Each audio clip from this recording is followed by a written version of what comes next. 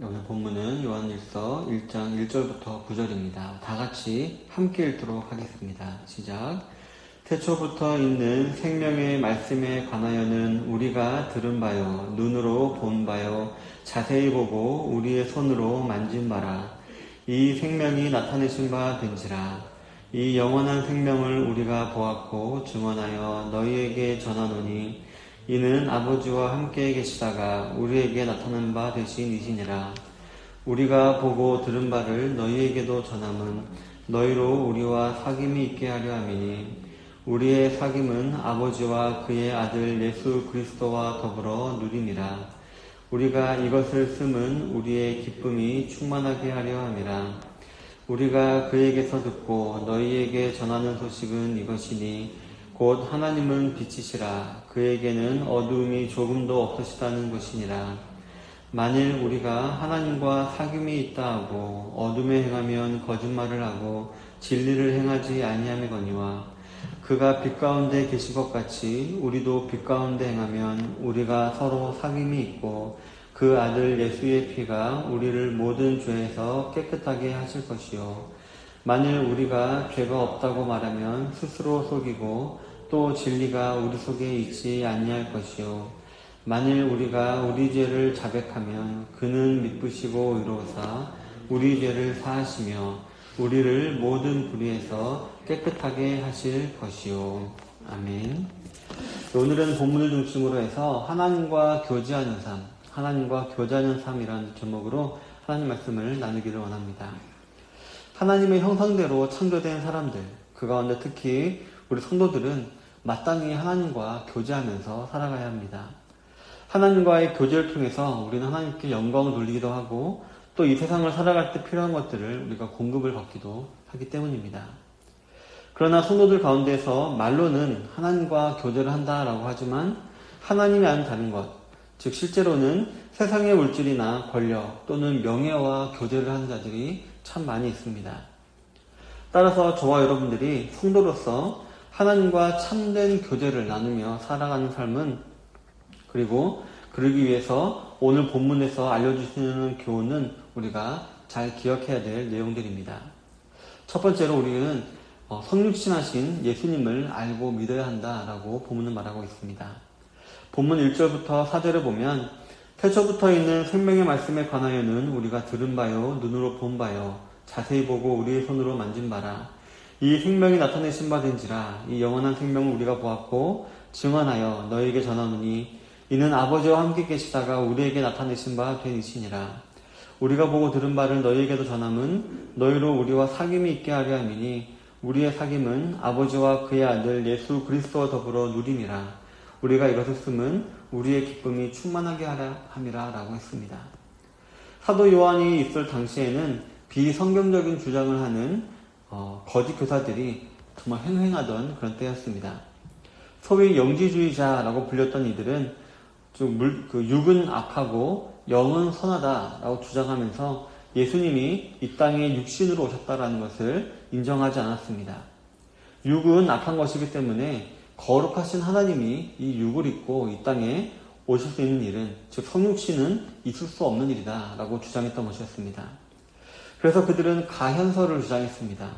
예수님은 인간처럼 보였을 뿐이지 그저 영으로 오셨다가 가신 분이다 라고 이렇게 그들은 주장을 한 것이었습니다.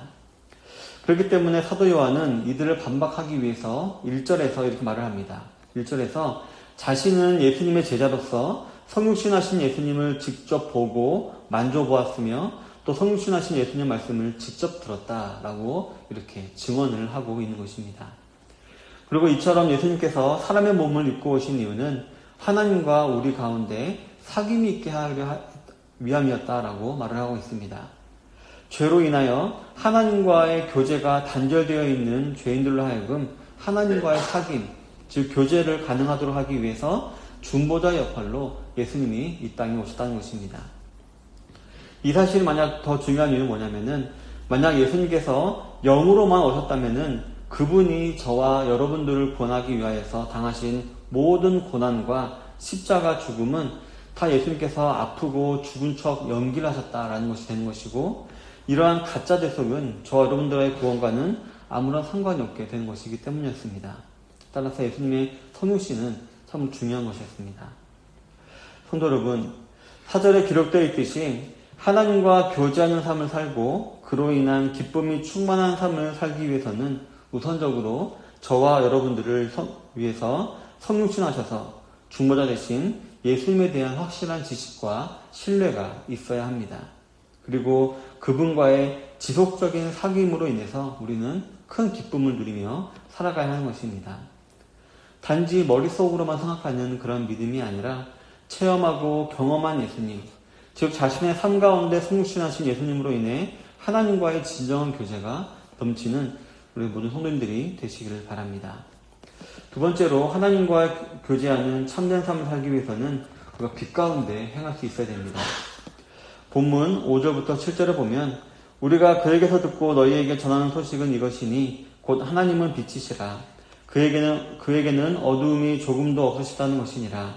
만일 우리가 하나님과 사귐이 있다 하고 어둠에 행하면 거짓말을 하고 진리를 행하지 아니함이거니와 그가 빛 가운데 계신 것 같이 우리도 빛 가운데 행하면 우리가 서로 사귐이 있고 그 아들 예수의 피가 우리를 모든 죄에서 깨끗하게 하실 것이요 라고 했습니다.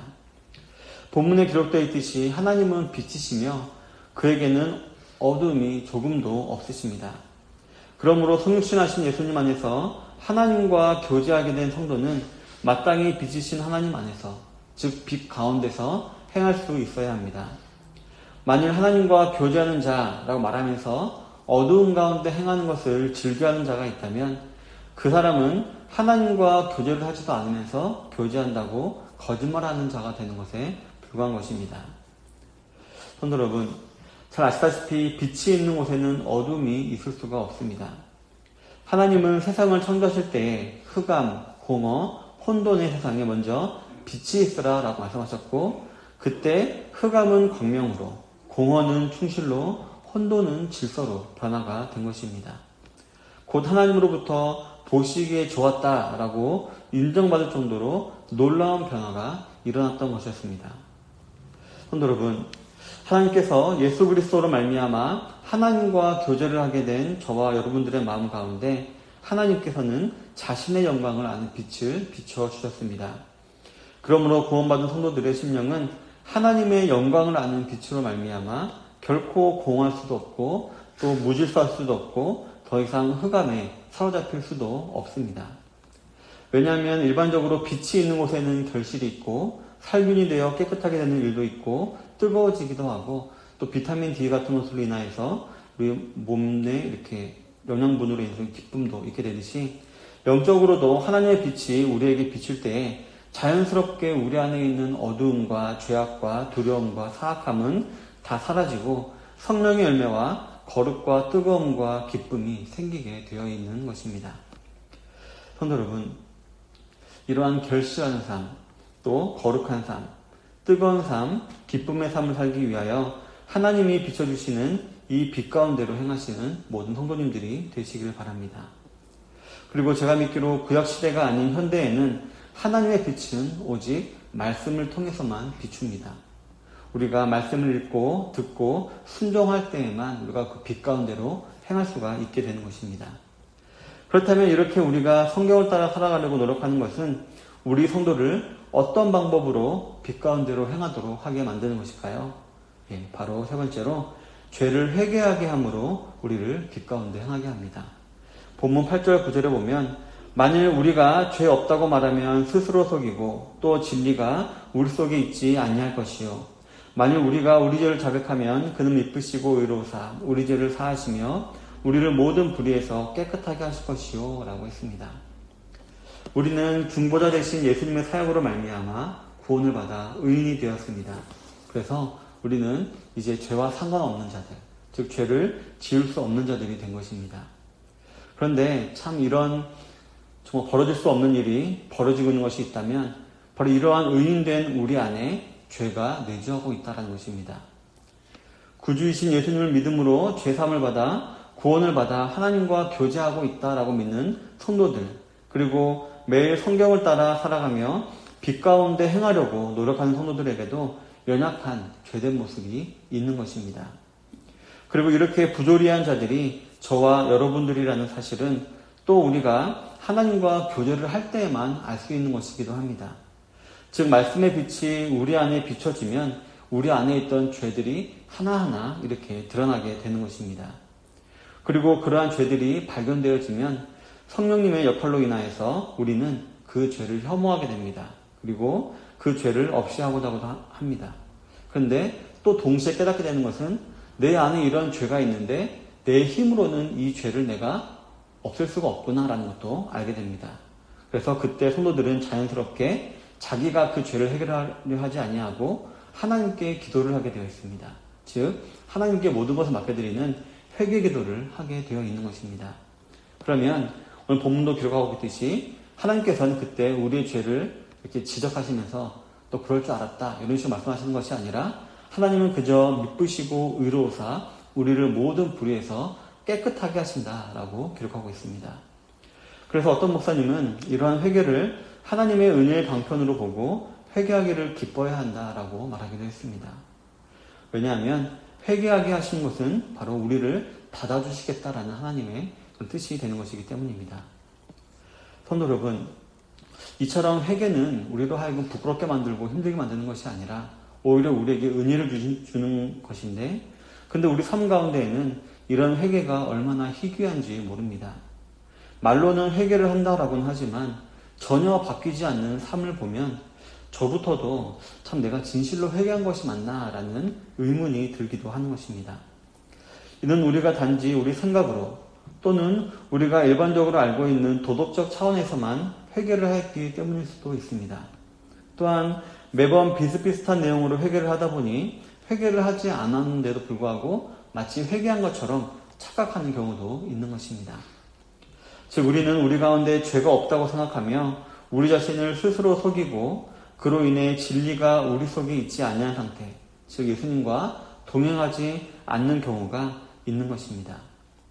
따라서 저와 여러분들은 죄를 깨닫는 매번 매 순간마다 하나님은 미쁘시고 의로우시기에 우리가 죄를 자백하기만 하면 우리의 죄를 사하시며 우리를 모든 불의에서 깨끗하게 하실 것이다 라는 확실한 믿음을 가지시고 이러한 말씀을 근거로 회개하기에 우리가 더욱더 힘을 써야 할 줄로 믿습니다. 그럴 때 우리는 우리가 지는 죄가 얼마나 더럽고 두려운 것인지를 확실하게 알게 됩니다. 또한 이러한 범죄가 우리의 죄를 대속하시기 위해 이 땅에 오신 예수님을 얼마나 욕보이는 일인지에 대해서 우리가 새삼 깨닫게 됩니다.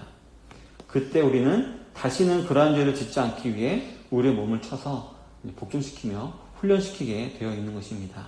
그리고 그러므로 인해 우리는 자연스럽게 말씀을 비추는 하나님의 빛 가운데로 행하게 되어 있는 것입니다. 사랑하는 성도 여러분, 오늘 하루도 하나님과 온전한 교제를 나누는 풍성한 하루가 되시기를 바랍니다. 그러기 위하여서 우리의 비참한 상태를 해결해 주시기 위해서 이 땅에 친히 성육신하신 예수님을 깊이 생각하는 하루가 되시기를 바랍니다. 또한 오늘 받은 말씀들을 통해 우리가 받게 되는 또 말씀들을 통해서 빛 가운데로 행하게 되시기를 힘쓰게 되시기를 바랍니다. 그리고 부끄러워 마시고 자신의 연약하고 완악한 죄악을 철저하게 회개하시어서 예수님의 피가 우리를 모든 죄에서 깨끗하게 하시는 것이다 라는 사실을 더욱더 확신하게 되시기를 바랍니다. 이러하심으로 말미암아 하나님과의 교제로 인한 감사와 평안과 기쁨이 우리 성도님들 삶 가운데 충만하게 되시기를 주님의 이름으로 축원합니다. 아멘.